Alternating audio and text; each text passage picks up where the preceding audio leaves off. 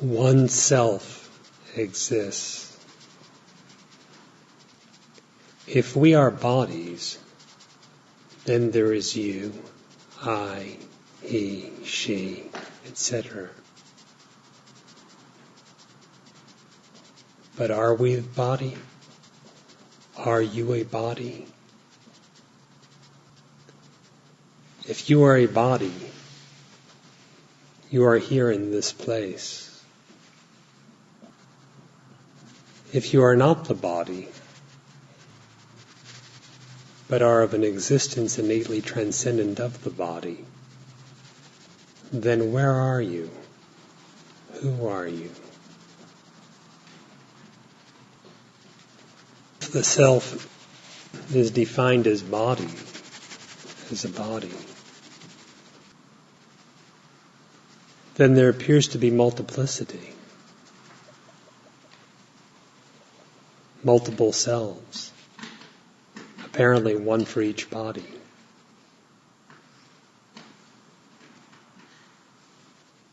If you cease to misidentify your existence with the body, what then happens to multiplicity? How then do you distinguish you, I, and the rest?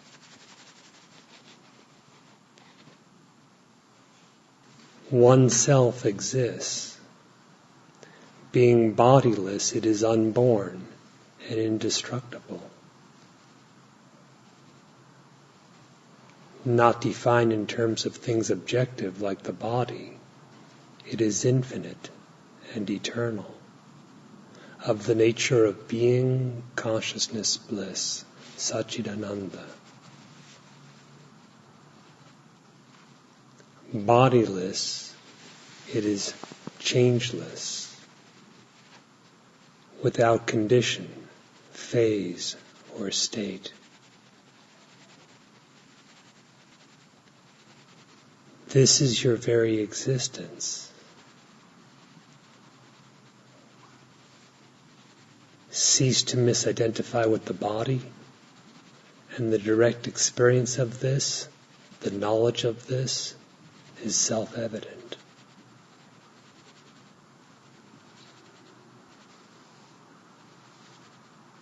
If you are not the body,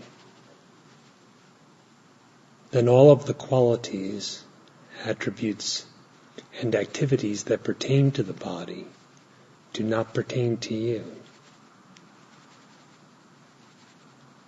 You cannot be described in terms of active or inactive, here and there, now and then, and so forth and so on. All of that pertains to the body. But are you a body? You who know of the body, can this you be a body?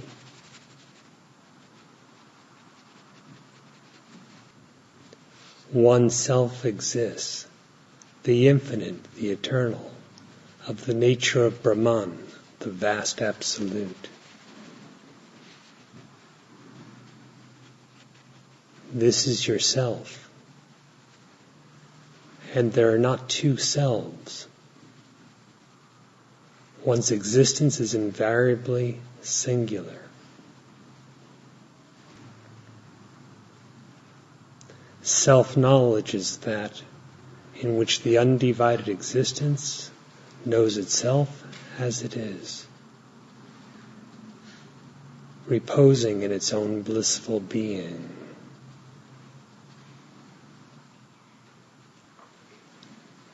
Because of this, Sri Bhagavan taught that one should inquire profoundly, in a non-objective manner, who am I? That is, cease to regard the known as the knower, what is objective as yourself, and actually come to know firsthand what the real significance of I means. Who am I?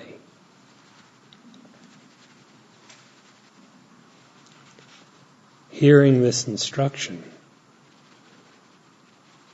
some have wondered, did the Maharshi mean that we should inquire into the true self? Who am I? Or should the inquiry be into the ego, the apparently individualized being? Who am I?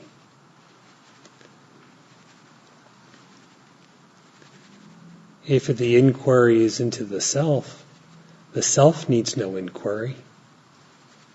It is innately self-luminous, that perfection of being consciousness bliss. How could it inquire, and into what? So the inquiry cannot be for the absolute self, according to that point of view.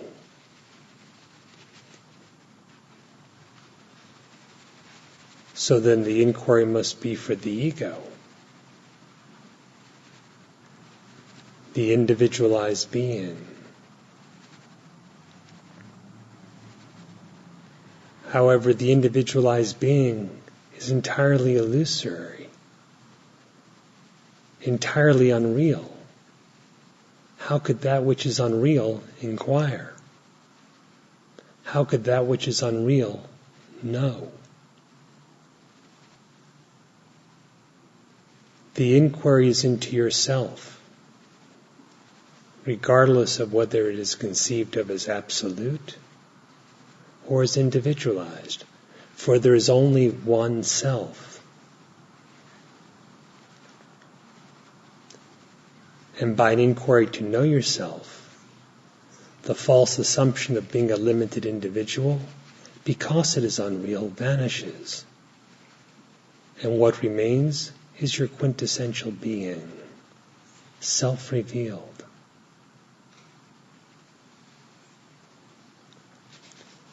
To assume you are an individual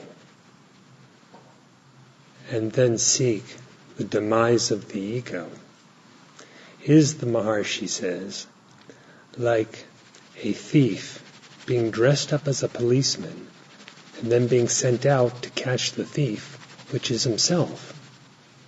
Will he ever be apprehended in such a manner? Therefore, for self-realization, for self-knowledge, inquire. Inquire into the very nature of the inquirer. Casting aside the tendency to misidentify with what is objective, that is the body, the senses, the mind, inclusive of all the permutations of thought. Question the very supposition of existing as an individual entity.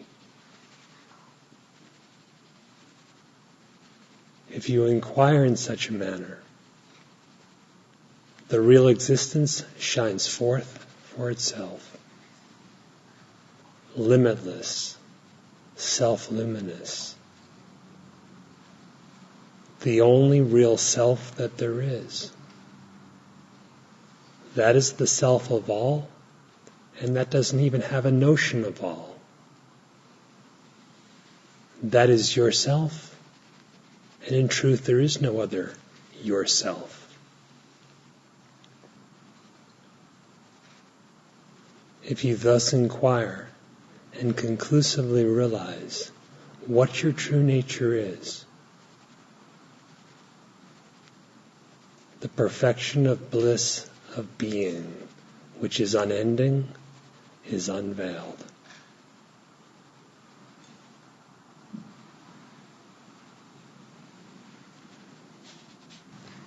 There are not two selves,